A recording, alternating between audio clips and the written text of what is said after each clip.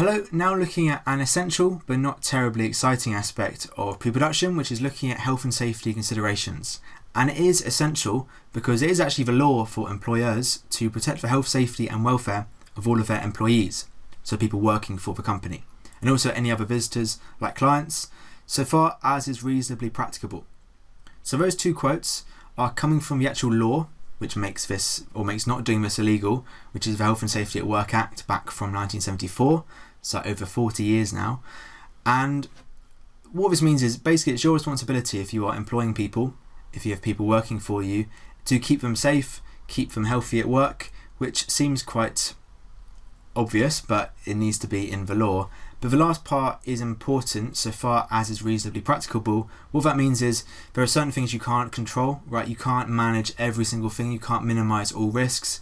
It's just got to be reasonable. And so you've got to do your best to protect employees, but you can't be expected to protect them against every single risk.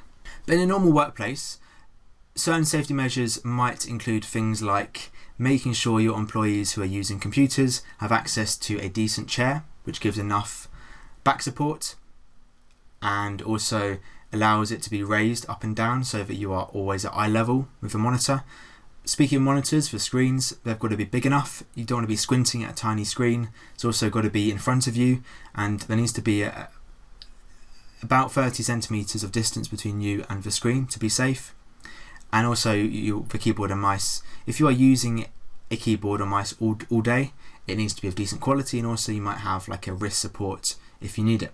And it seems quite, talking about health and safety is quite a dramatic thing, and this seems like not very important sitting at a desk, but actually if you're doing it every single day for 8 hours a day maybe, any slight uncomfortable aspects may build up to an injury. You might hear a term RSI, which stands for repetitive strain injury. It's the sort of thing you can have from being at a slightly unsafe desk.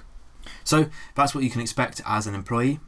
Also, as an employer, you should be doing some electrical testing, making sure the computers in your office are safe and other electronic devices. Of course, there is a risk of electrocution working with any electronic device. And something I get training for, even as a teacher every single year, is how to lift heavy items.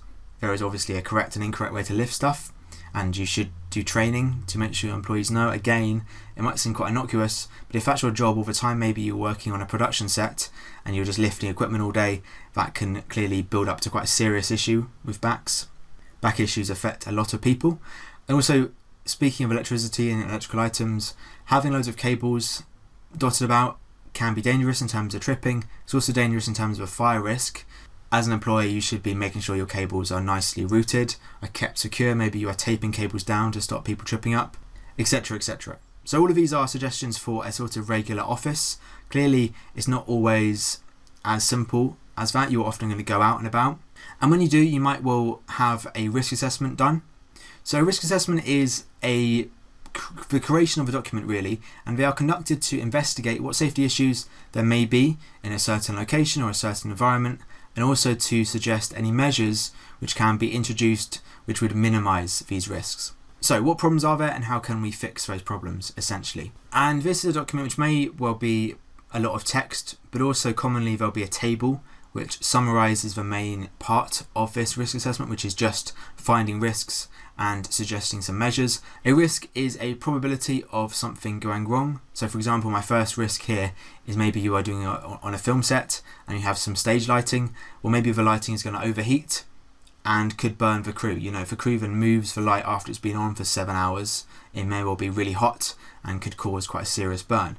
And so this might be rated as a high severity, it might be quite a serious risk. And so your measure you suggest might be to make sure the bulbs are all efficient bulbs, energy saving bulbs, and also to make sure the lights are switched off when they are not used. And implementing that measure might then take that severity down to low.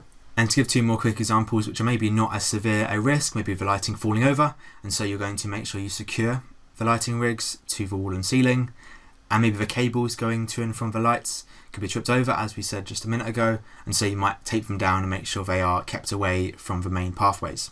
And risk assessments are done all the time. Your school will have so many risk assessments. Every time you go on a trip, your teacher will do a risk assessment with loads of risks. You know, it's not just 3 risks, sadly.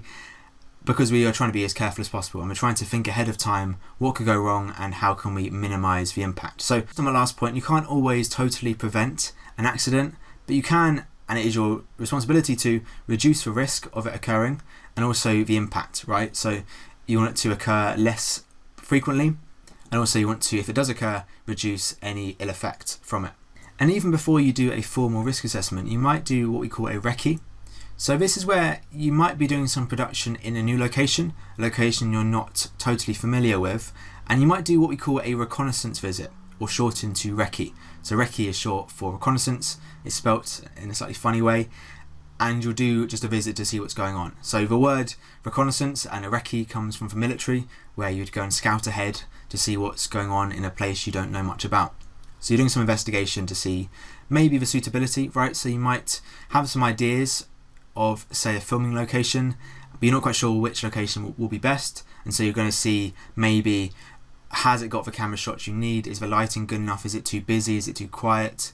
Will I be able to move all of my heavy equipment to this location? So you're trying to see the suitability, which you probably can't do just sat in an office. And also on a Recce, you'd be going to check for any health and safety risks, which again, from an office, you may not appreciate. You might turn up and you realise that actually there are loads of dodgy machinery lying around, maybe some old chemicals if you're going to film in some wasteland. Maybe you realise that it's not the safest area of the city to go and film in. You are checking for those sort of issues. And you may not do a formal risk assessment at this stage. It may just be you just going to maybe 5 or 6 locations and doing some pros and cons, some advantages and disadvantages related to both suitability and health and safety. But once you pick a location, you may then go back and do a more formal risk assessment to make sure you have thought of all possible issues.